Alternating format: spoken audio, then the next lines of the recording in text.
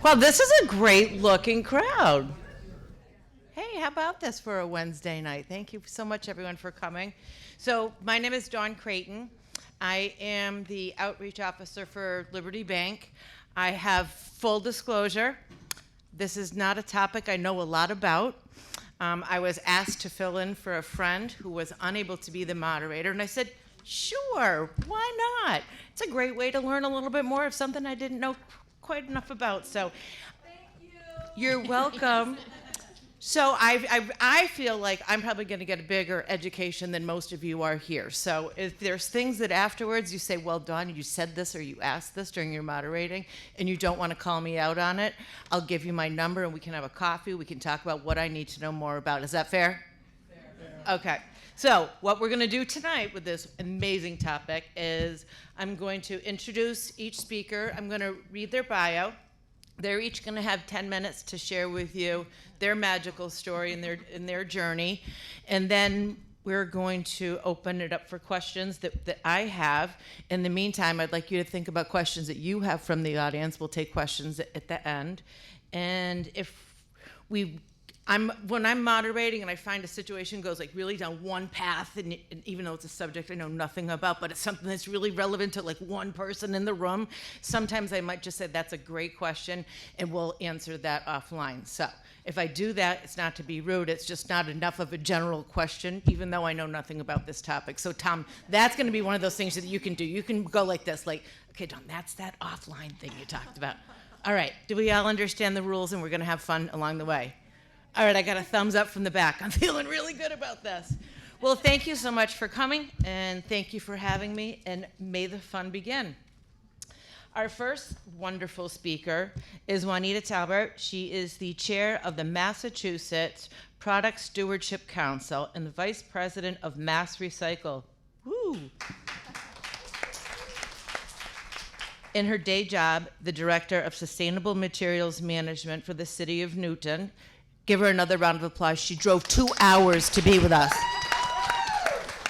Go Newton. Oh, sorry, I lost where I was. But I thought that was important. In addition to advocating for the advancement of extended producer responsibility laws in Massachusetts for the past 7 years, she has previous experience working in the electronics, EPR, and packaging waste policies for both the Wisconsin Department of Natural Resources and the Product Stewardship Institute. Wow, we really have some experts here. Hey, how about this? That makes up for the moderator. Let's see, where'd I go again? I'm sorry. Juanita graduated for the Master's in Science and Waste Management from UW Stevens Point in 2012, and she has been passionate about working in the materials management space since, including taking a professional adventure to manage hazardous waste at McCurdo Station, Antarctica during the 2014-2015 Astral summer season. Juanita, take it away. Thank you so much for having me. I'm very happy to be here and talk with you all about advancing EPR in Massachusetts. And I'll explain more about what EPR is in one moment. So first I want to say that I am here representing the Massachusetts Product Stewardship Council, which is a formal subcommittee of a broader nonprofit organization called Mass Recycle. We are the only 501c3 in Massachusetts dedicated to working on materials management issues. Our goal is to help you all make a difference through connection, education, and advocacy. We are a membership organization, and hopefully you'll tune in to seeing if a membership would be right for you. We host the statewide solid waste and recycling conference each year in late March. So that's kind of our biggest event each year, but we do have other education programming, and advocacy is really this Product Stewardship Council that I'm about to elaborate on. So why are we here tonight? We are talking about the waste capacity crisis in Massachusetts. In the Northeast, it's really prevalent, much more so than other parts of the country, because we're basically out of land, to put it mildly. We don't have enough space for the waste that we generate to go. Already, right now, about 40% of the trash that is generated in the state is being exported to other states. This is happening more frequently by rail car and going to places like Ohio or North Carolina, even upstate New York, and certainly it's going on trucks to places like New Hampshire. We also don't expect there to be any new capacity added in Massachusetts. Really, there is no open federal land here that we could purchase. It's all privately owned, and I can assure you that no one is going to take kindly to a new landfill or a new waste-to-energy facility. So the impact from this problem is that municipal costs to manage waste are skyrocketing. And I mean skyrocketing by like 40 to 50% every 3 to 5 years. And so it's not a sustainable pace for our municipal budgets. And that's part of the reason that we're going to turn to the policy solution that we're going to focus on tonight. So the solution is really to divert more waste and increase waste reduction efforts to cut down on the amount of waste requiring disposal. And then we also need to find sustainable funding sources for these programs. So in the 2030 Massachusetts Solid Waste Master Plan, there is a goal to reduce the waste generated in the state by 30% from the 2018 levels, and by 2050 to reduce waste by 90% from those 2018 levels. So the top diversion and reduction priorities in the state's plan are to divert materials such as food waste, organics, cardboard, untreated wood, textiles, and bulky items such as mattresses, which we're going to talk about tonight. I'm trying to get this thing to go away. Okay. We're increasing reuse and donation opportunities, developing local markets. Sorry. And then there's also legislative strategies, including working with the legislature and its Zero Waste Caucus to advance extended producer responsibility systems, which is our focus tonight. So what is product stewardship and extended producer responsibility? This is a graphic from the Product Stewardship Institute. In my bio, you heard that I previously worked there, but it's based in Boston. It's a national nonprofit, and they even work internationally. Product stewardship is an umbrella term for any action that a company or even a retailer would take to take care of a product that they make or sell further down the line. And then manufacturer or producer responsibility would be specific to the original manufacturer. And then there's voluntary programs that a manufacturer could do, or there's mandatory programs. Really, a law gets passed, which is this brand of extended producer responsibility.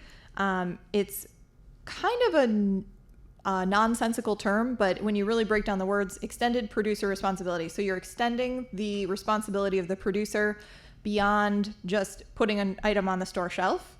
And so product stewardship is the act of minimizing negative impacts broadly. And then extended producer responsibility is the mandatory type of product stewardship laws.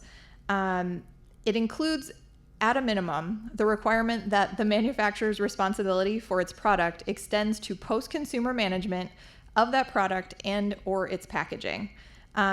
So what that means is a manufacturer needs to be involved in the management of its product that it puts out onto a store shelf after the product is done being used. So after the end of its useful life.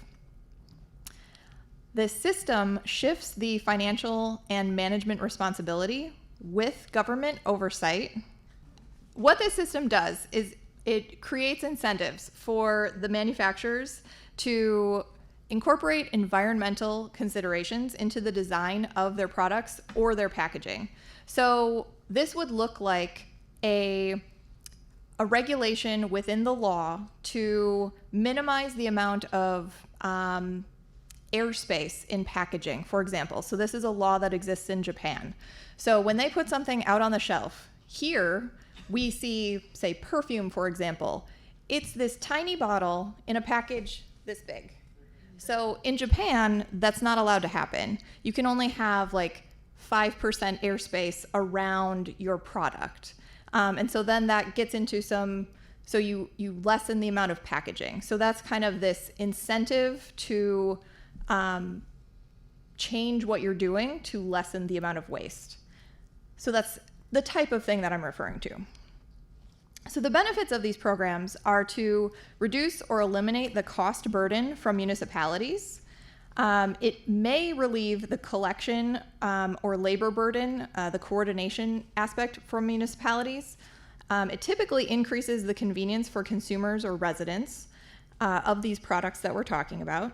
It may it's designed to incentivize producers to develop longer lasting products, and then incentivizing producers to reduce the waste, or incorporate recycled content, or increase recyclability, or even things like compostability.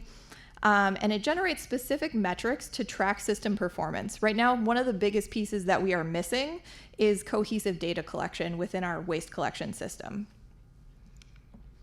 So this is just a graphic, again, from the Product Stewardship Institute to demonstrate this kind of more circular system as opposed to the linear economy that we have right now. So product design would be incorporated into extended producer responsibility. So the producer designs the product initially in a more responsible way. The consumer gets the product, and then the producer is responsible for educating the consumer on what to do with the product at the end of its life. And then the producer designs the system for managing the product at the end of its life, which then flows back into product design. So it's getting more to that circular economy that we are hearing a lot more about these days. So some example programs. Product stewardship, again, could be voluntary. So there's some examples where the bottom example, it's recycling every day. So that's from Staples. So they take back old electronics, they take batteries, they take ink and toner. No one is forcing them to do that. It's a voluntary effort that they are taking more of an environmental stewardship role.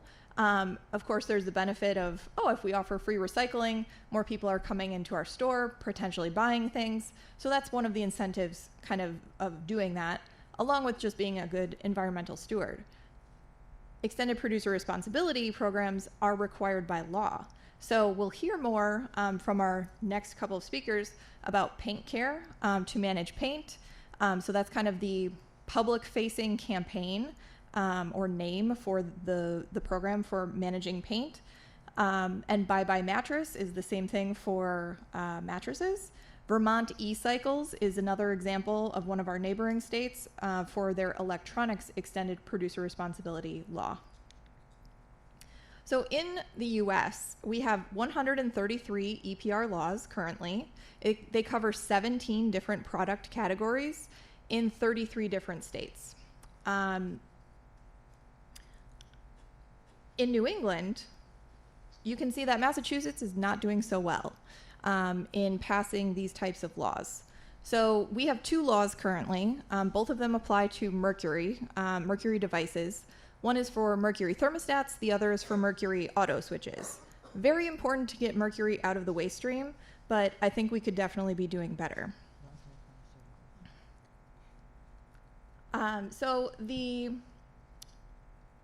Looking at this legislative session for 2022 and 2023,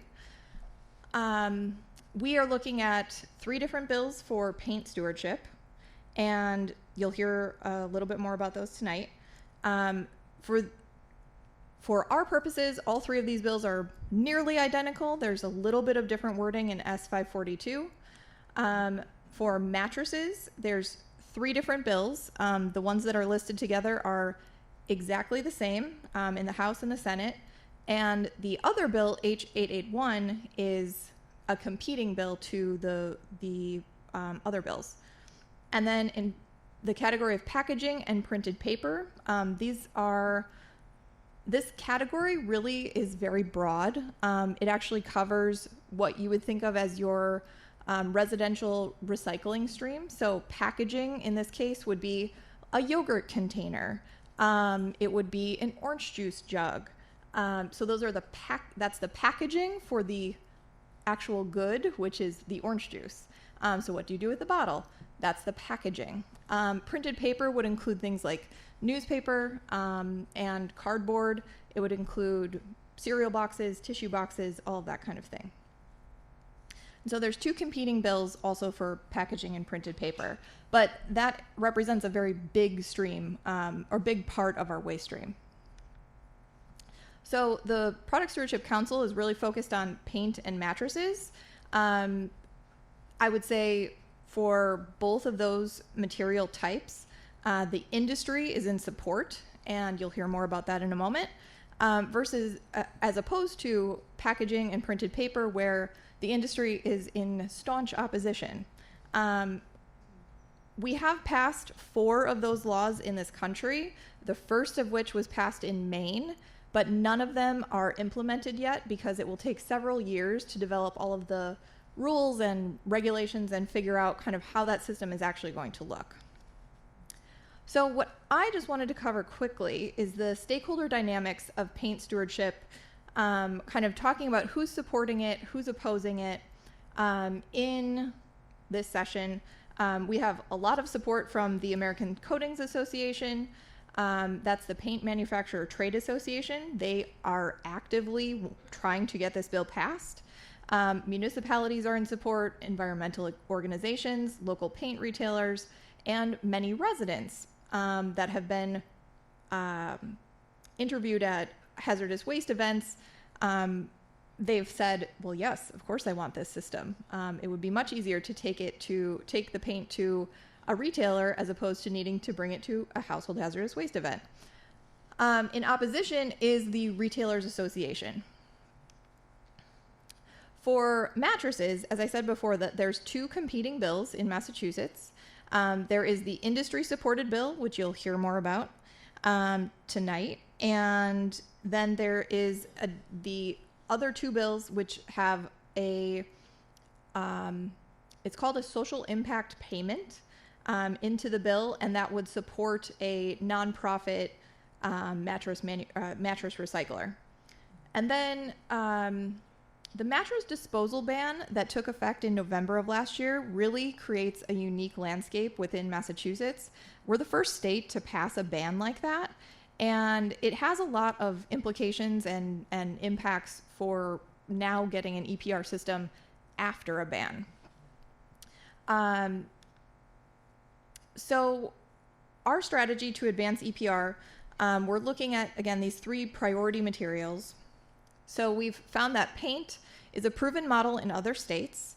It has minimal opposition, and it has a strong united support.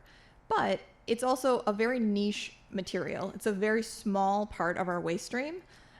We've done some surveys to other municipalities and estimate, I do think it's a low estimate, about $2 million in annual municipal savings. So it makes it kind of a small fish. For mattresses, it's also a proven model. It exists in 3 states and has passed in a 4th. It has competing bills, and it has divided support for those competing bills. It is a bigger part of our waste stream just because mattresses are very large. And we estimate it to be about $10 million in annual municipal savings. The big fish is the packaging and printed paper. However, it has competing bills, it has strong stakeholder opposition, divided support, and the model is yet untested in the United States. It's working in other places, like some provinces of Canada, and then we expect that it would be at least $250 million in annual savings for municipalities. So we've looked at it, and packaging and printed paper, while it's very important and we're working to educate legislators about it, it's very, very difficult to envision getting it past this session. Whereas mattresses and paint are less hard, not easy by any stretch. So we have a call to action for you all. 1 minute. Okay, yeah, I'm almost done. Thank you so much. We have a call to action for you all tonight. If you're working for a municipality, we want you to request authorization or ask your municipality to sign our endorsement form on behalf of your municipality, or if you're representing a different organization. We would also ask you to contact your state legislators and ask them to co-sign these bills. You can work toward passing a resolution in your municipality, either where you live or where you work, in support of product stewardship and EPR policies. If you do this, please let us know, or if you want help from us, please contact us. We're happy to help. And then engage with the Product Stewardship Council. So we have meetings every other month that's open to Mass Recycle members, and you get a chance to hear from other stakeholders. We just had a guest speaker. We just had one of our bi-monthly meetings this week. We had a guest speaker from Connecticut talking about some new EPR bills that they've passed for tires and for propane tanks. And so that was really interesting to learn about. And we just ask that you tell folks about the work that we're doing and kind of spread the word. So you can reach me at my Newton email, wtrabert@newtonma.org, and visit our website at massrecycle.org. Thank you so much. All right, Justine Fallon from the Mattress Recycling Council. Nope, we're other order. Peg, I'm next. Oh, I'm sorry, I was looking at the wrong one. My apologies. Okay. Scratch that. Number 2, Peg Hall. Come on down. Peg was a recycling coordinator and solid waste management for Branford, Connecticut. So long that she originally advertised job description said that the knowledge of recycling was a plus, not required. That's pretty funny right there. She was a founding member of the CT Recyclers Coalition and later of the Connecticut Product Stewardship Council. She was instrumental in finally getting Connecticut's EPR low for e-waste passed, co-writing a major amendment. After moving to New Hampshire, she started consulting with the city of Hartford, Connecticut, where she became the primary author for the first mattress EPR law in the country. Since then, she has worked on the Product Stewardship Institute, written and tracked bills on batteries, tires, carpet, paint, pharmaceuticals, packaging. She now lives in Greenfield, Massachusetts, almost 7 years, where she volunteers as a treasurer for the Greening Greenfield, working with them on a variety of sustainability issues, including plastics reduction, affordable housing, relicensing of the Northfield Mount Herman pumped storage facility, and she holds a degree in sociocultural anthropology from Cornell University. Wow. This is a really impressive panel, isn't it? All right. Thank you. So before we talk about our wonderful future of how we'd like to handle paint, let's remind ourselves where we are right now.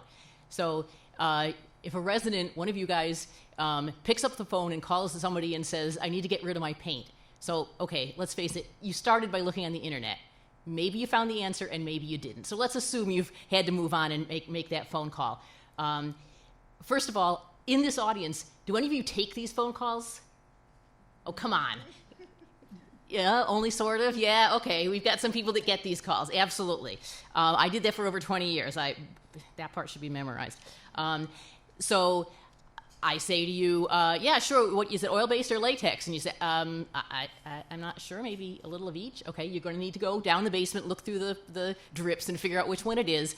If it's oil-based, unless you happen to live in a town like Greenfield where we have it all year-round availability of it, you're going to have to wait for a household hazardous waste day. Oh, good, when's mine? Oh, it was last week. Save it for a year?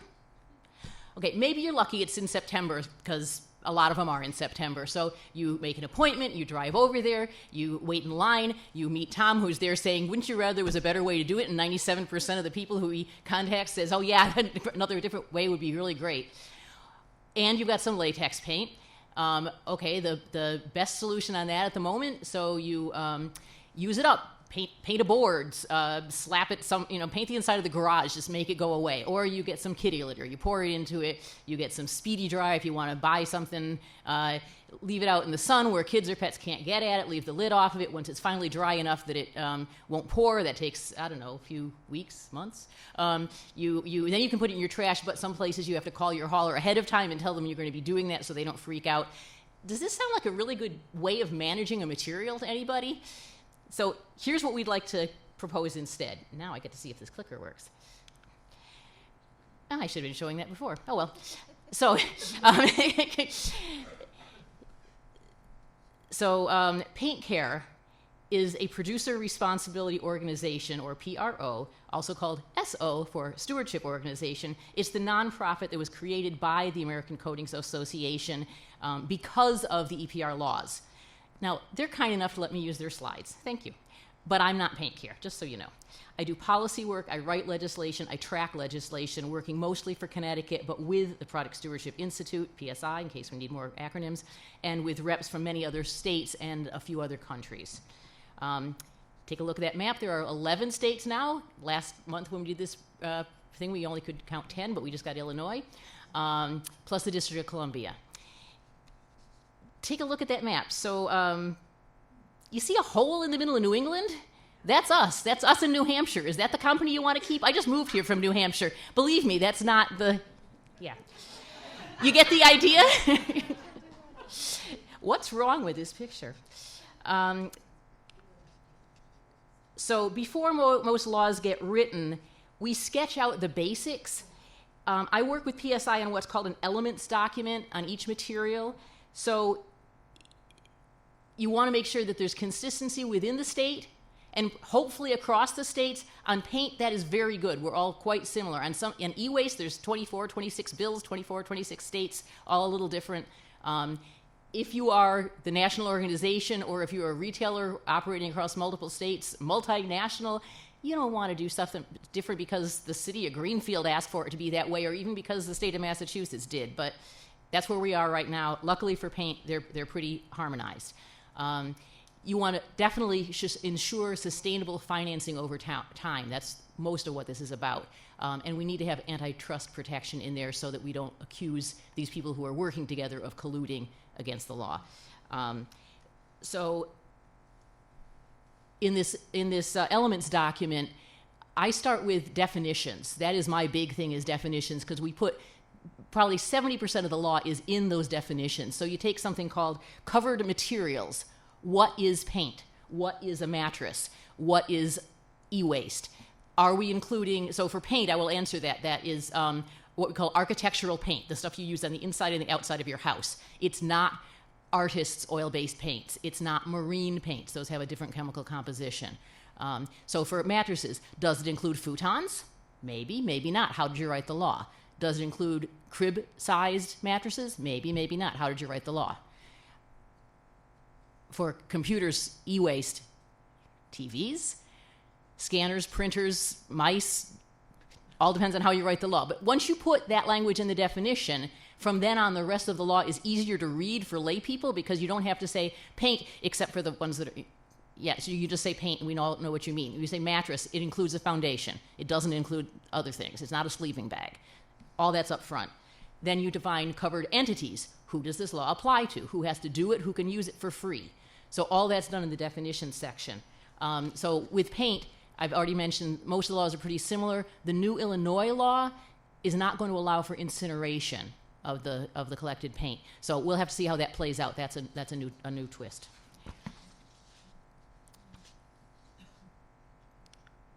So how did paint get to this point? All products are different, and all products are the same. Every time we start having negotiations on a new product, they will tell you how different they are from all the other laws that have passed. They're right. A mattress is not the same as a can of paint, but I will also tell you they're all the same. They've got those elements. They've still got the basics that we can work with. Paint is different because when you buy it, the intention is to use it up.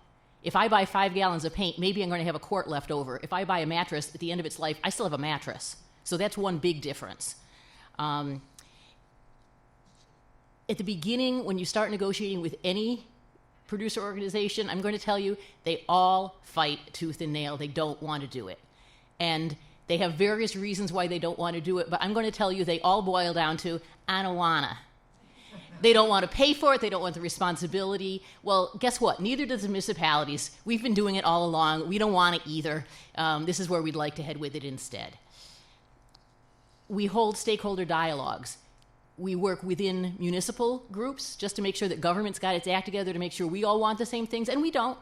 State versus local, state versus state. Everybody's got little different ideas, but you try to get as close as you can to the right mix, the right compromises. You bring in the industry, you bring in the retailers, you bring in the EPA. So on paint, for example, do the laws, the hazardous waste laws say that you can't have take back at a retailer?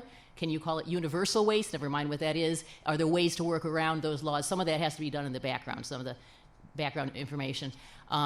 So with paint, they fought like everybody else. They're currently a wonderful partner, but from 2002 to 2008, according to them, it was just, let's talk some more and talk some more. By 2005, they did some pilot programs. It wasn't until 2007 that we even had the elements put together. And from there, then you have to write actual legislation based on this outline. What's it going to mean for a consumer?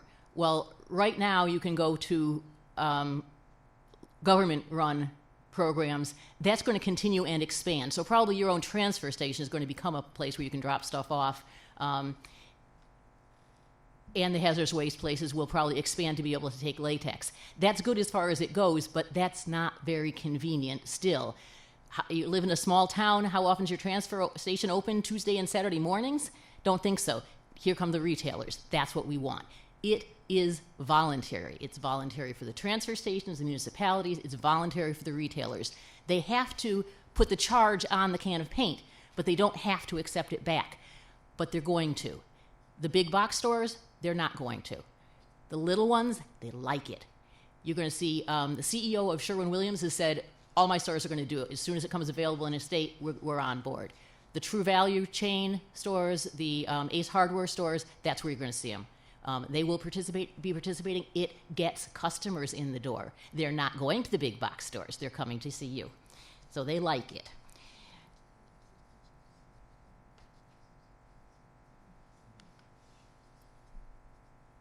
For the manufacturers and the product, the PROs, producer responsibility organizations, what's their job? Design the program, submit the plan to the state. Pay for the program. Let me say that again. Pay for the program. They also have to pay the state agencies' costs. So what it costs the state to administer this, that will also be usually a flat fee. It's negotiated. Sometimes it's in the law. More likely it's just part of the plan is they make sure how many full-time employees does it need, what percentage of one does it take, will it be more in the beginning, a little less later. They do the education and outreach for residents, for drop-off sites, for retailers, for businesses like house painters. They provide annual reports back to the state. They get audited, a financial audit to make sure, are we charging the right amount of money? Is it all being spent like it should? Are there sufficient reserves? Are there too much reserves? The individual manufacturers could do all this themselves, or they could join a producer responsibility organization. I'll tell you right now, they all join a producer responsibility organization. Many of the laws require there be just one. Some of them allow for more. Usually there's still just one. Some of them say, well, after the first 10 years, you can break off and have a second one, but let's get started with one, because if there's more than one, they have to coordinate between them. So what if they don't? Then you can't sell the paint in the state. Bottom line, that's it. So what's the state agency do? They review and approve that plan, or suggest modifications to it, do a bit of negotiating until it's in a form that they can accept. They oversee the way the program is run. They do the enforcement. Their job is not to run the program or pay for it. They're there to set basic standards, make sure they're followed, and avoid a race to the bottom that can happen if you're otherwise just doing industry against industry. So how is Paint Care funded? Well, I could start this from any place on the chart, really, but let's start with the consumer and work backwards. So the consumer goes to the store and they pay an extra fee on every can of paint that they buy. The retailer takes that money, gives it back to the paint manufacturer. manufacturer pays paint care uses that money to run the program. Now, in reality, when a program first starts up, the paint manufacturers estimate how much their sales are going to be, and they pay a lump sum to paint care to get things started. But basically, it just goes down the chain. So, how much is the fee? Less than $1. Connecticut, it's been 75 cents for the last 10 years. It's never changed. The only states that I know that have changed it are a couple of them used to say 1 gallon cost this much and 5 gallons cost this, up to 5 gallons cost this much, and they revised their laws to say that actually the 1s and the 2s can both be at the 1 gallon price, so they actually got a little bit cheaper. Will the price always stay the same? No, labor costs go up, everything goes up. Someday it may have to be revised, but I say 10 years so far, no changes, at least in Connecticut, and I don't think most of the other ones either. They're a little bit different in different states because there's different requirements, and there's also different labor costs, different transportation, but they're all in this range. There's an incentive for industry to keep the price down. They don't want to charge more for their can of paint. They want you to buy paint. So when I look at legislation, I look for drivers. Is the legislation going to encourage cheating and have people look for ways around it, or is it going to encourage you to make it better? And I think the paint law is not one that encourages people to work around it. It's one that's like, hey, let's make the cost cheaper. It's going to be better for everybody. So all governments, local government, state government, they want to keep the bills down and they want to keep their residents happy. So Paint Care's slide is on their legislative efforts. I'm not going to talk about their legislative efforts. You can read it on the slide. I'm going to talk about retailers because that's the piece that we haven't really talked about yet. So playing on some of what Juanita was saying, retailers are allegedly against this bill. That really means the retail associations, and it's not really the retailers, even though it's supposed to be. So the big boxes are going to be neutral. You're not going to testify for it or against it. Lowe's, Home Depot, Walmart, they're not going to become a collection site. They're not going to volunteer for that, but they're not going to oppose the bill either. So they're kind of out of the picture. It's the little ones, as I said, that are going to like it, the Sherwin-Williams, Ace, True Value. People are afraid. They don't like change. They're afraid of the unknown. And for some unknown reason, the retailers don't talk to each other from other states. Go pick up the phone and talk to your colleagues in one of the states where it's happening. You're going to find they're fine with it. The retailers are claiming that people will drive over the border to buy paint. Remember that map? Remember that map? Are they all coming here now? Are we all going to go to New Hampshire? I mean, no. They say there's a hidden fee. No, it's the legislation, the bill in Massachusetts is neutral on that. The retailer can add it to the sales slip as a separate, identifiable, visible fee. That's what it's doing. What most of the retailers are doing every place else. You see your bill, you pay $34 for this gallon of paint plus whatever your tax was, plus 75 cents for your recycling fee. It's labeled. It's not a hidden fee. So much that argument. But don't forget that there are not paint processors, recyclers in every legislator's district, but there's a retailer in everybody's district. So it depends on what they're saying to their reps. So we have to counter that. We have to talk to our reps and make sure they understand our side of it. A few last stats to wrap up with. You can read those for yourself, but 97.7% of the population in active states live within 15 miles of a drop-off. There's convenience standards written into the bills. That's one of those elements. The element is convenience standard. Then what you actually write will include, for example, you also need to have a drop-off site for every 50,000 people. So if you're in an urban area, there's an extra rule besides the 15-mile one. I just also want to point out those extra ones under collection statistics. See where it says paint-only events? As they gear up, Paint Care will run specific paint-only events just to clear out some of the basements. It's not all going to have to come through the transfer stations and the retailers. They will run individual ones. They also do large volume pickups. So if you're a house painter and you got a shed full of stuff that you've been keeping for the last 10 years because you know how to get rid of it, they will come to you if you've got enough. So businesses for paint, businesses are allowed. See how Massachusetts is still down at the bottom? We want to move that up to the top line, please. So here's my contact information. There's Paint Care's contact information. And I would strongly encourage you to go to the Product Stewardship Institute's website, which is also listed up there. Thank you.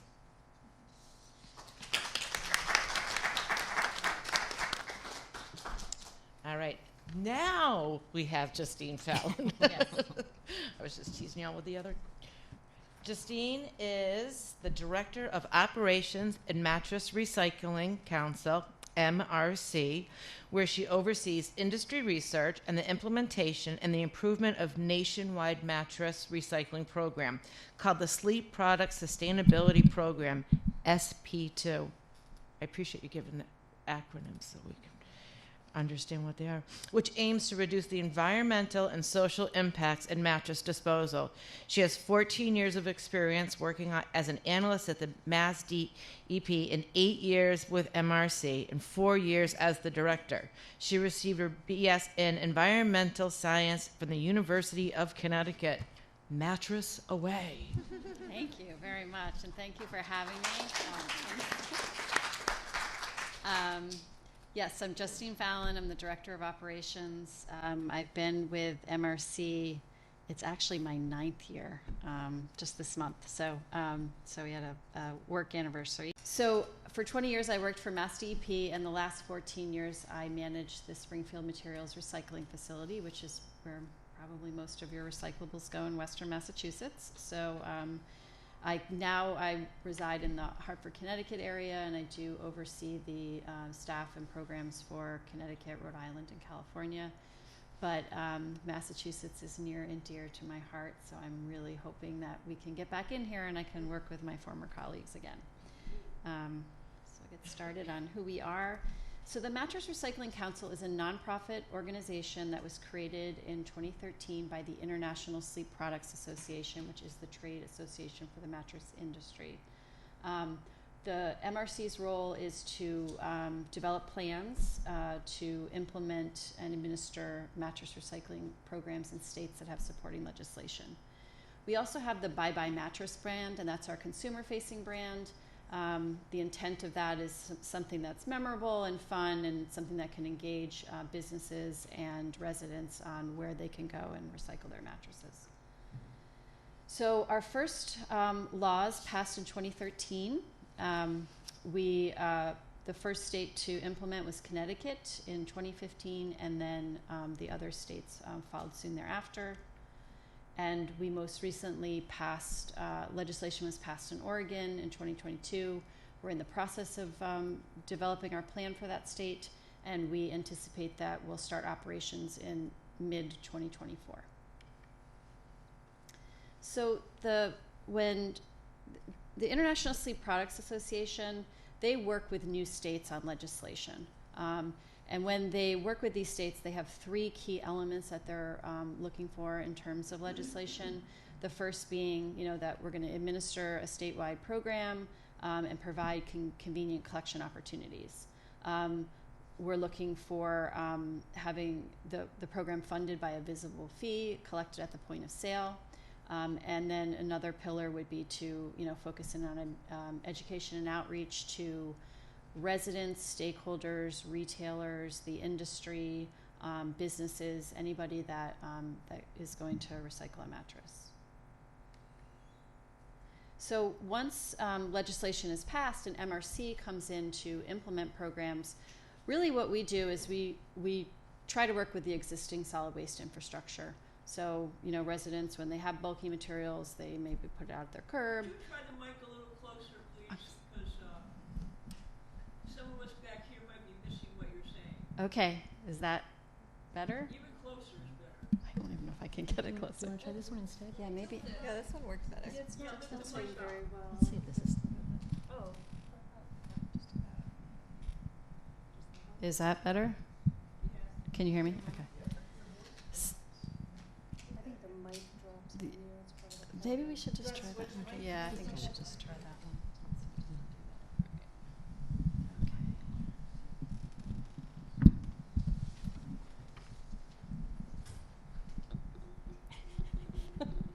You're too tall.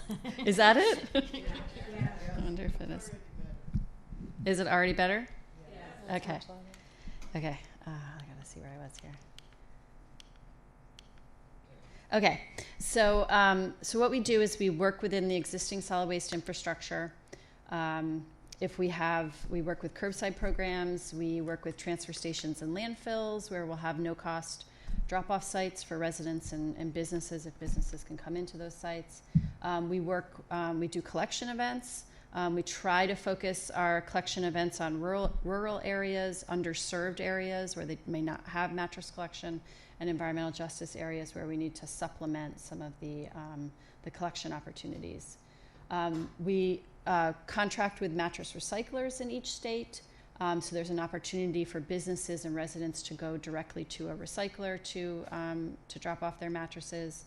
And we also work with retailers specifically on the mattresses that they take back from when someone purchases a new mattresses. So they're customers. So we help them recycle those mattresses. And then we work with really any business that has mattresses that they're discarding. So we work with hotels, colleges, military, and healthcare facilities.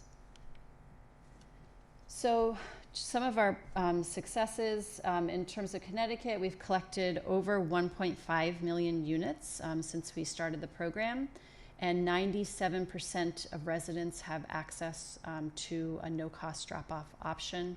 We have over 140 permanent sites. We do about a dozen collection events a year, and we have 2 recyclers that service the state of Connecticut. In Rhode Island, we have almost every town participates in the program. They have a drop-off point. The state had mattress recycling infrastructure before the law was passed. So once we came in, we really just took over the residential programs.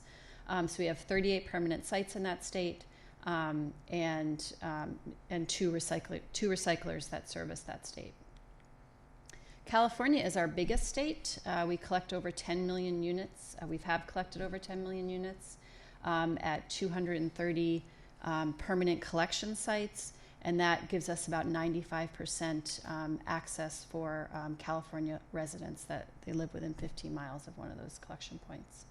We have 9 recyclers spread throughout the state that recycle the mattresses that are coming in. So once the MRC provides that transportation service from the collection sites to the recycler, this is where all of the deconstruction would happen. We estimate that there's probably about 50 mattress recyclers in the United States. We do list all of those on our buybuymattress.com website. We individually, we contract with 10 recyclers across our program states. Many of them are nonprofits. They use manual labor to dismantle the mattresses. They also have a social mission to put people back to work and develop job skills. So they're definitely, working within their community to help out residents that need assistance. We know that processing fees can be, just under $15 or upwards of $50 per unit, depending on the state and where it's located. So once the materials are deconstructed, the recycler will sell the different components to secondary markets that want to use recycled feedstock. They also sell some of the materials or even whole units to renovators or for reuse. But I'll talk a little bit about these secondary markets. So foam and quilt and metal make up the bulk of a mattress. The foam and quilt panels are primarily sold for carpet padding. We have had some recyclers in the past that have sold it to animal bedding and some acoustic paneling. The metal springs just go back to the scrap metal market and get made into steel products. Cotton, there are some manufacturers in the U.S. that use cotton as insulation products. And then, not pictured here, but we do also take foundations. Foundations are generally either made of all wood or they have wood and steel. So the wood is, recyclers are selling that for mulch. Some of them send it off for biomass fuel. And we have a very large recycler in Los Angeles that sells it to a pallet manufacturer that uses the wood to make reconstructed shipping pallets. So our impact, since we've started our first program, we have recycled more than 12 million mattresses. And from those mattresses, we have 450 million pounds of material that has been diverted from the landfill and sent out to secondary markets for recycled products as well as reuse. Juanita was talking about the waste crisis, and recycling 12 million mattresses means that we have saved almost 12 million cubic yards of landfill space by taking mattresses out of the landfill. They're big, they're bulky, yes. If you talk to anybody that works in a landfill, they hate them because they just keep coming back up to the top. So they're very resilient. That's the impact that we've made with our just 3 state programs. So one of the things that we did, we most recently put out the results of a life cycle analysis of our California program. We were really interested in understanding if the transportation of mattresses in our program was how it was impacting the environment and the climate. Like we said, these products are big and bulky. In California, we might move mattresses, hundreds of miles from rural areas down to a recycler. So we were concerned that we didn't know, what our contribution was to the climate issues. So we hired Scope 3 Consulting, and they did a 2-year study. We gathered all the data. We looked at when the mattresses leave a collection site, all the way to when the material goes to a secondary market to goes to a renovator or goes to a facility that makes carpet padding.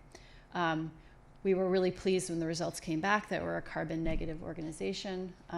So because of the offsets with the recycled foam and recycled metal, it really offsets any of the transportation that we're doing. So you can see here that equates to recycling 1 mattress equates to saving 500 gallons of water.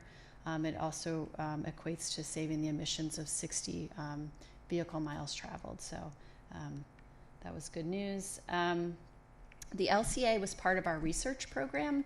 We invest $1 million a year into a variety of projects that look to improve the collection of mattresses. We want to improve the quality and quantity of material that's coming into a recycling facility.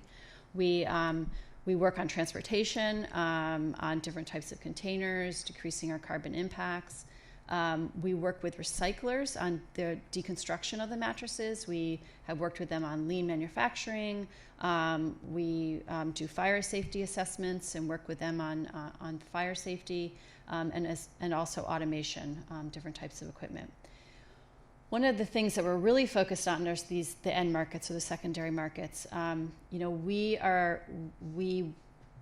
very interested in making sure that this is long term, that recyclers have financial viability into the future, that we can diversify the markets so that they're stable, and we can continue to pass legislation in new states and be able to have a variety of markets for recyclers to sell to. So we do spend money on developing those markets. We work with academic institutions to develop new ways to use the materials and to market them and to put them into production. And like I said, we did our life cycle analysis. Starting in 2019, we started working really closely with our mattress manufacturers and component suppliers on circularity, designing products for recyclability. We support the ISPA at their sustainability conference. The second annual conference will be in September in Charlotte. So we have a great panel of speakers and bringing the industry together to just really start talking to them about how are we going to make these products more circular. We have a work group that we work closely with maybe one component supplier or some manufacturers on a particular particular fiber, so that we can really focus in on how do we make this component more circular. How do we look at the entire value chain of the mattress and production from the point of sale all the way to the end of life? So that's something we're really focused on, and we feel like we're in a really unique position at MRC to be able to be the bridge between the recyclers and these secondary markets and the mattress manufacturers, so we can kind of let each know what's happening with the other. We have a really robust education and outreach program. We focus on industry outreach, outreach to retailers, to provide consumer information at the point of sale. And then we have our Bye Bye Mattress site locator and our website, which is really the cornerstone of our state programs, so that residents and businesses can easily find where they can go and recycle their mattress conveniently and responsibly. So this slide is just where we have had active legislation. Obviously, Massachusetts is at the top. It's one of our priorities. As we talked about, Massachusetts Mass DEP passed a ban on the disposal of mattresses in November of last year. That year is wrong there, sorry. And really the main concern for us with passing those regulations is focusing on our other two state programs in Connecticut and Rhode Island. We're very concerned because we know the cost of mattress disposal or recycling in Massachusetts now. We're hearing it can be anywhere from $30 to $50 a unit, upwards of $100 a unit. So once you create this economic barrier, people are going to try to find places to take these that doesn't cost them as much or anything. So, because in Connecticut and Rhode Island, it's a no-cost state. So we're just really afraid of those materials, having free riders coming in and using that program and really disrupting the operations in those states, as well as the financial stability. So we're really interested in legislation in Massachusetts. We worked with Representative Phillips on Massachusetts House Bill 881. It really follows our other state laws that we have, but it also takes a decade of experience that we have, listening to stakeholders, understanding how the program might work best, and so we've added a lot of additional programs, and there's a lot of additional things in the Massachusetts legislation compared to Connecticut and Rhode Island. So let's see. Okay, I'm almost done. There is a competing bill. It's Senate Bill 513. It's essentially, there's a lot in that legislation or that bill that's similar.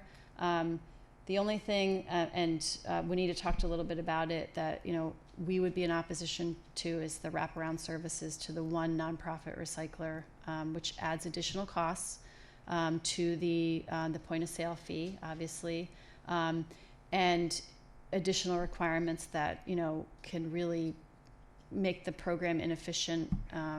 It also sets a precedent. I mean, this is not that those wraparound services. They do mattress recycling. It is one part of the business that they do, but we're funding something outside of the end of life of mattresses. So that concludes my presentation. Thank you for having me today.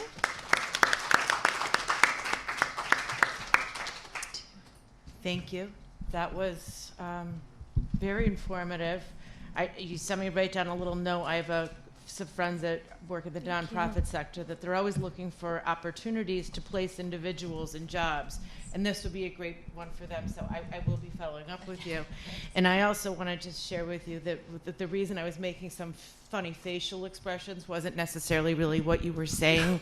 It was I had the vision. I'm an empty nester, so every piece of the conversation about mattresses leaving, I had the visions of my kids like banging down the hallway and knocking everything off and the dents in the walls, and I suffered a little bit of PTSD in that moment. So that was my facial expressions. I just want you to know it wasn't your material. It was the thoughts of the children. And any of you that have seen your children leave the house with mattresses, I'm thinking you're feeling the same PTSD that I did. All right, Lindsay Sabadoza, Representative Lindsay Sabadoza. Lindsay Sabadoza is a state representative for the 1st Hampton District, which includes the city of Northampton, the towns of Chesterfield, Cummington, Goshen, Hatfield, Plainfield, West Hampton, Williamsburg, Worthington, and she firmly believes that not only is climate change real, but it is the present and that our top priority on all levels of government must be mitigation and adaptation. To that end, she has filed several climate-related bills and has co-sponsored dozens of others and is a proud member of, I almost said mother, proud member of Zero Waste Caucus. Lindsay, thank you so much. Thank you. All right, so before I start, microphone is good. Everybody can hear me? All right, wonderful. So this evening, I was supposed to be Dawn, and now I'm Sue Moran. So my slides are not as fancy as everybody else's slides. We're just going to start off with that because I found out I was Sue Moran this afternoon, early morning, and so we put them together. Senator Moran couldn't be here with us today. Dawn has done a wonderful job being me, and thank you all for putting up with all of the different changes that have occurred to make this event possible. Whoops, now what's on the side? There we go, great. All right, so since I am Senator Moran today, and I reside on the Cape, which is probably a lovely place to live at this time of year, I wanted to talk a little bit about her legislation, which is the paint stewardship bill that has been discussed this evening. But I'm going to start off by talking about the Zero Waste Caucus, because I think you've heard it mentioned several times, but I'm not sure it's entirely clear what it is. So the Zero Waste Caucus is a group of legislators, senators and representatives, who come together to talk about exactly what it sounds like, how we reduce waste consumption in Massachusetts, how we can work with the administration, so with the Department of Environmental Protection, to accomplish this through regulation, but also through different pieces of legislation. So the caucus will bring in guest speakers. It's run by Representative Sicolo and I believe Senator Lewis, although I'm just blanking on this. Thank you. And if you've ever met Representative Sicolo, she is very detail-oriented. So we come up with a work plan at the start of every legislative session that really goes through and explains what we want to accomplish. It has about 55 members, which for the legislature is a pretty good number of folks who come together monthly. And it's relatively new. It was founded, I believe, in February of 2021. That was the first email when I went through the search today that I could find. And many of the bills that you've heard about tonight are priorities of that caucus. So think of it as a little bit of legislators sitting around talking about how do we make this thing really happen.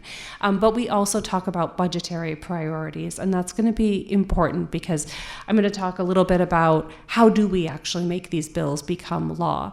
But I wanted to share with you why I joined the caucus, and it was actually before it had become a caucus. It was when it was still a little seedling of an idea in a bunch of people's heads that this should exist.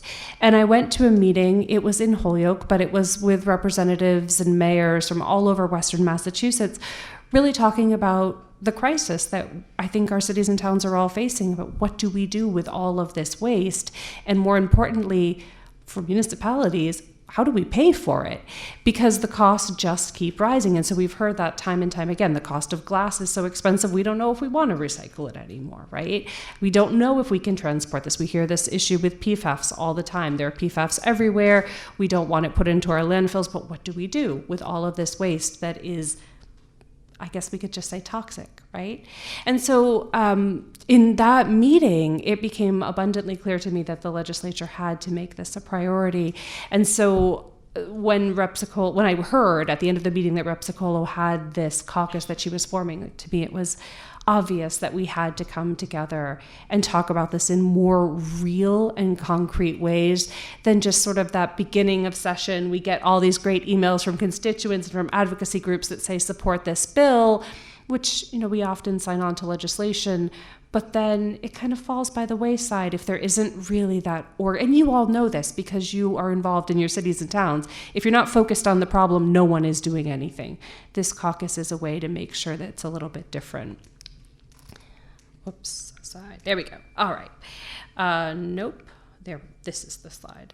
So this is where I become Senator Moran again, Senator Sue Moran, who has filed S542, which is an act establishing safe paint stewardship. And I feel like you've heard so much about this bill tonight that I don't know that I really need to go through all of the details about it. But it does require companies producing architectural paint to create a safe disposal plan. And those plans then get submitted to DEP, which decides if they are approved, and if they are approved, it gets to enforce them. So really simple mechanics of the bill that the senator has filed. But I think, as you heard, a lot of times these ideas are good ideas, and so you get a lot of different bills that come through. And so this, I probably should have used a little bit bigger font. I didn't realize that the audience was going to go so far back. But I did want to just highlight some of the differences in the legislation. I think if you look, we have Representative Haddad and Senator O'Connor, who have two bills that are identical. And then Senator Moran's bill is a little bit different, really just in some of the tiniest ways possible. Her bill hasn't been updated, I would say, to not require implementation until 2025. It still says 2023, which is, you know, if the bill passes this session, which I hope that it will, that's something that will be changed. There's a slightly different requirement for reporting. And then interestingly, the way she defines every 50,000 residents is a little bit different than how Representative Haddad and Senator O'Connor did. But I give this information to you not so much as this way is better than that way. That's not really the case. I think it just really shows very neatly sort of the sausage making of legislation, which is that everybody has a tiny bit different idea, and we will fight over these details as the bills move forward. But the good news is that when you have a lot of people filing in a field, it means that there's interest, and that I think it helps, because Senator Moran, again, lives on lovely Cape Cod. She will bring in a lot of that South Shore delegation. Senator O'Connor, Representative Haddad have their own constituencies, their own connections with different representatives and senators. They'll bring more people to the table. Senator O'Connor is a Republican, whereas the other two are Democrats.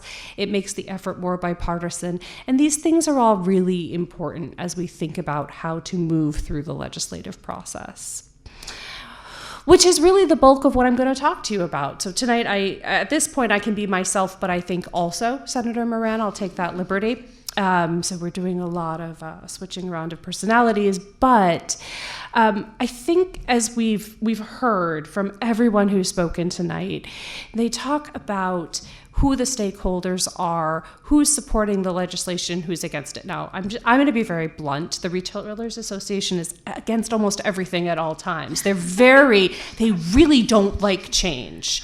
And they do tend to be very conservative in their viewpoint.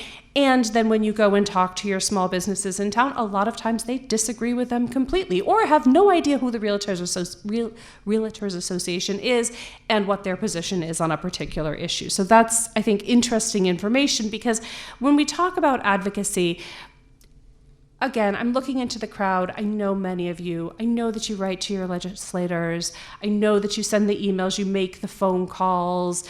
You know how to write to committee chairs and tell them that you care about the legislation. But there's other types of advocacy that are really important. And sometimes it's talking to your local hardware store, right? I go to Florence Hardware a lot because I live in Northampton, and they're amazing, and they can tell me where everything in the store is. But talking to them about this legislation and asking them to reach out to me or to say that they might support it or why they support it, that starts to create tentacles for the legislation. And when I can go, because I do this, when I go to the committee and say I'm supporting this bill, and I have this local paint store that really supports it, or I have the head of the transportation station who's talking to me about why this would matter so much. That kind of advocacy matters. And while I might try to do that, that's where constituent work really becomes so much more important and goes beyond that. You've sent 18 emails to me or to your legislator, and you don't know what else you can do. That's the piece that I think makes the really big difference.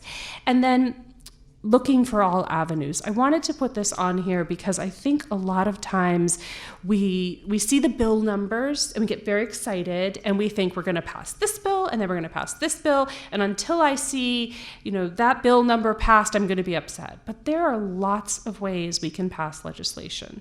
And I think we need to be creative, and we need to sometimes ask the bill sponsors, because all legislators have a lot of different bills. They have a lot of things that they're thinking about. But for example, the state budget is actually a place where a lot of policy is passed. Legislators will tell you that that's not true, that the budget is just the budget. That's just a lie. The budget is very much policy. Think about it. Every dollar you spend is a choice, right? So just by virtue of what it is, the budget is going to be about policy, but we attach so many other pieces. So are there ways where we can start to include these bills in that? Are we going to do, sometimes these things even come through bond bills, quite honestly, so where we're borrowing money. Can we attach pieces of it there? Are there other bills that might move forward? It becomes much easier for the legislature as a whole to pass legislation when we're not taking necessarily a vote on each one of the bills, because that takes forever, right? If you looked at the budget as individual bills, it would be thousands. There would be thousands of bills included in that. But when we vote on it as a whole, we're voting on just the different sections, and that makes it a much easier lift. So it's important, I think, for you to ask if I'm not your legislator, whoever your legislator is, to say, I really care about this bill, and are there other ways that it can pass? Is there something else that's coming down the pike where we can attach it? And so I say these things not because I expect each of you to become a lobbyist or to write to us every day, but because I want to give you first of all, I want to give you insight into how the legislative process works, but I also want you to become smarter about your advocacy, because I promise if you've asked your legislator to support a bill and they say they do, they're not going to change that. But it's the additional asks that really matter, I think, more than anything. And that's all I have. So I've put my contact information up there. I'm the fastest of all of the group, but I think we're running over, so that's probably a good thing. But I am happy to answer any questions that you might have, and thank you so much for being here tonight.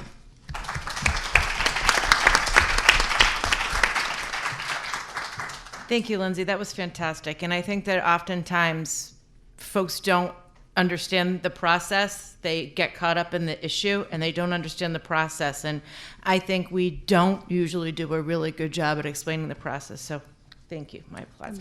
So I'm usually a really good moderator on keeping people on time. I failed miserably today. And I own it, but I didn't know where to stop people because what they were saying was so important and was so relevant to all of you. So what that meant was we're going to skip the staged questions that I have. I'm going to ask Lindsay one of the staged questions, and while Lindsay is answering that question, I would like a few of you to come up to the microphone and feel free to ask a couple of questions from the audience, because we want to make sure that we give you a chance. We do have a hard stop at 7:35 because, as you all heard, we have to get somebody back to Newton. So, Lindsay, I'm going to ask you this question. Sure. You can be brief. I can. And I'm impressed. You were brief. And if those of you that want to come up to the microphone, please, when you do come up to the microphone to ask a question, please announce who you are and where you're from. That's kind of neat to hear who's in the room. So, are you ready, Lindsay? Mm-hmm. If you don't like the question, I didn't write it. It's okay. Okay. That's my little disclosure.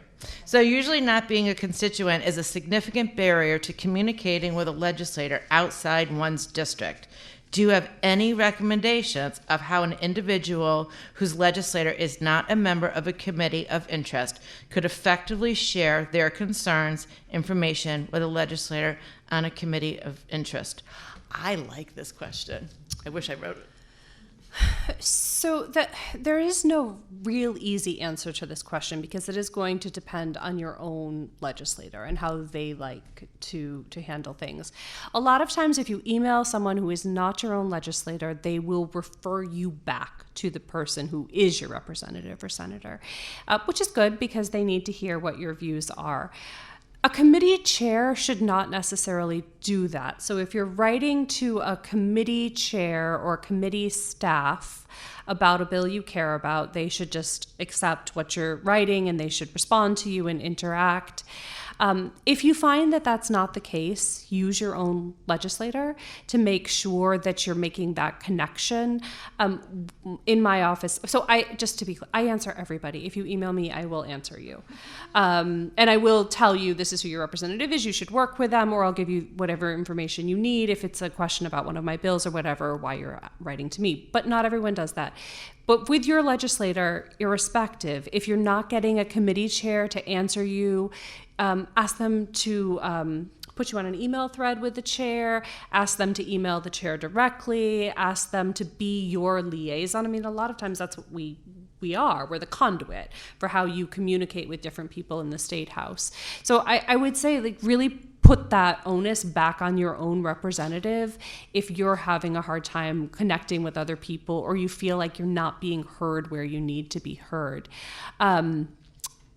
It's a tricky question because I know that some legislators are just going to send you right back to your own, but I do think that asking for additional steps, I always like to say get receipts.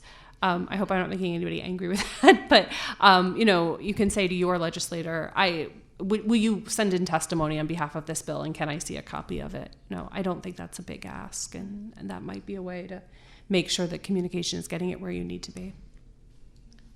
I think our Western Mass delegation, all of them, are really good about responding. So we've got the best team. Sorry, Newton.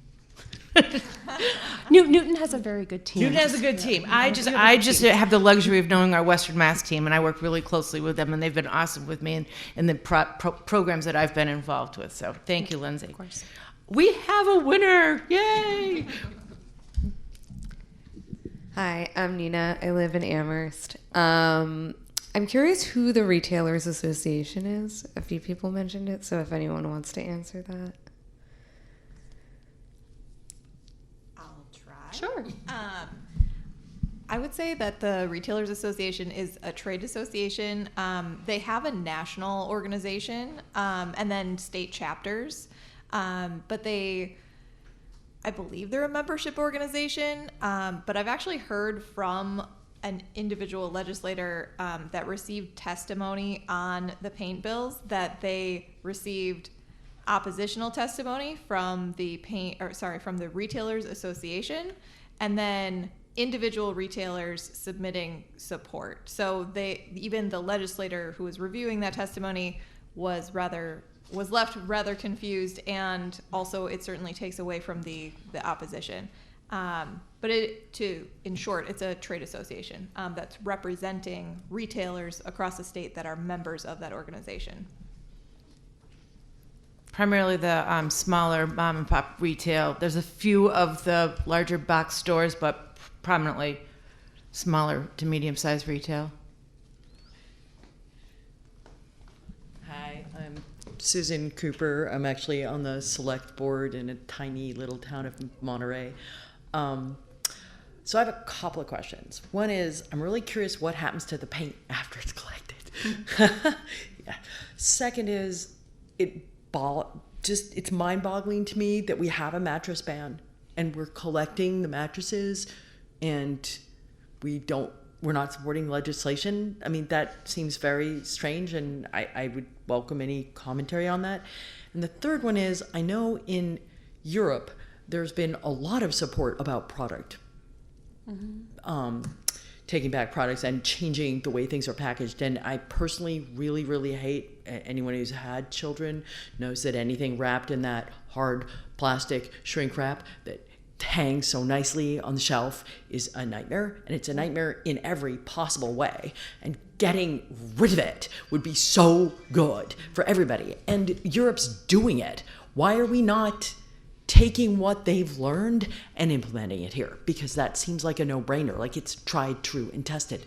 Yes, it's smaller, but it's not that much smaller. There's a lot of people there. So those are my 3 questions, and I know they're huge, sorry. All right, we have 5 minutes to answer 3 questions. Go. I'll do what I can with the paint one.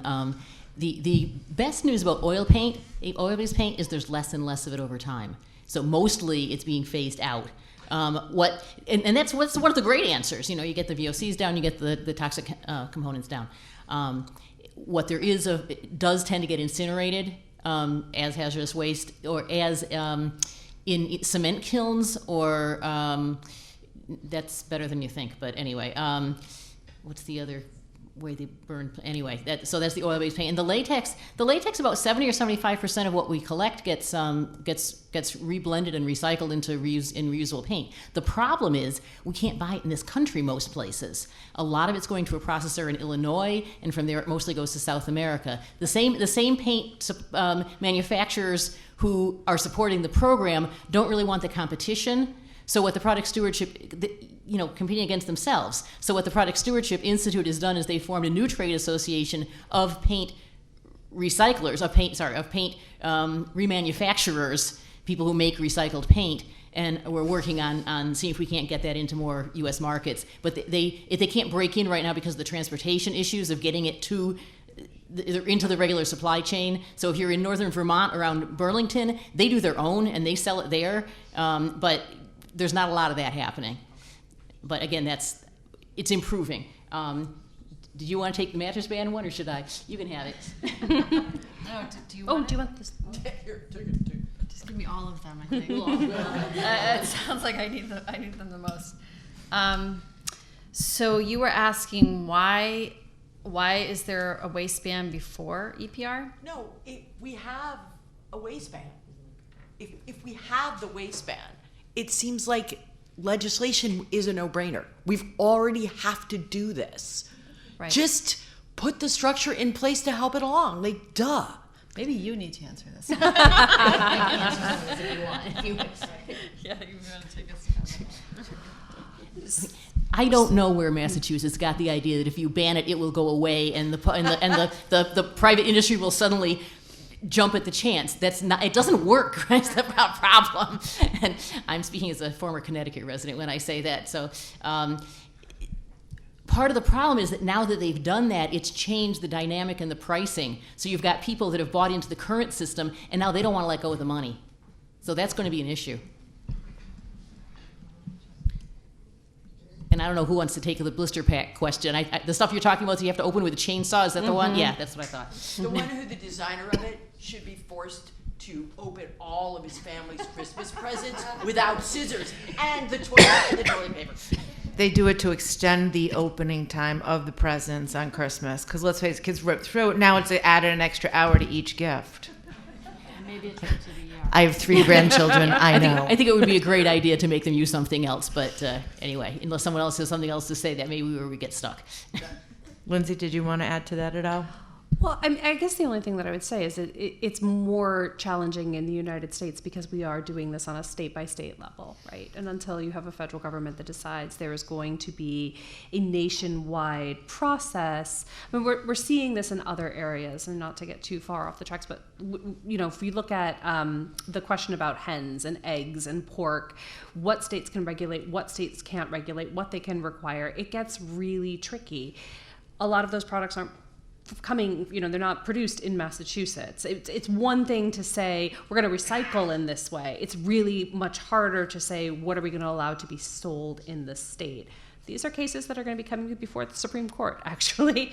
I think that's where it gets, where Europe can do these things because there's political will on a federal level to do it, whereas in the United States, again, without getting in too much trouble, I'm not sure there's a lot of political will to do it. You heard it here first, folks. All right. Well, we have reached our time. This has been fantastic. Tom, thank you for trusting me to be the moderator of this awesome panel. Thank you to Juanita, to Peg, to Justine, and to Lindsay. You guys were awesome. Thank you so much. We look forward to getting your presentations. And if you had questions that you weren't able to ask, again, let Tom know that you want to get the presentations. You'll have their email. And even though I have just met Juanita, Peg, and Justine, something tells me that they'll be sure to follow up with you without hesitation. I don't see that being a problem. So if you're driving home and you say, oh, I wished I'd asked this, email them, call them, text them, they'll answer your questions. As will Lindsay, she's always answered mine. I'd probably block me if I was her, but she hasn't yet. So everyone, thank you so much. You've been a great audience. I hope that you got everything out of this you wanted to, and have a great night. Drive safe.